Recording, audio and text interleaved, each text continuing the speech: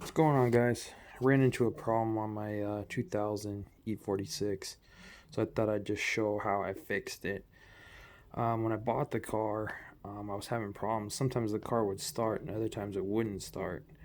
So after all the tests and checking all the fuses and everything, I decided to get into the immobilizer system.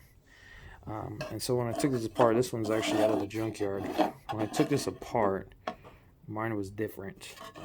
This right here was different on mine, and also this right here was also a little loose. See how tight that one is?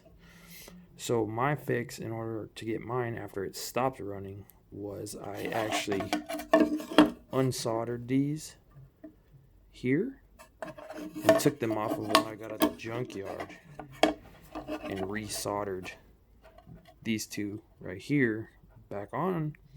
I programmed it with the EK990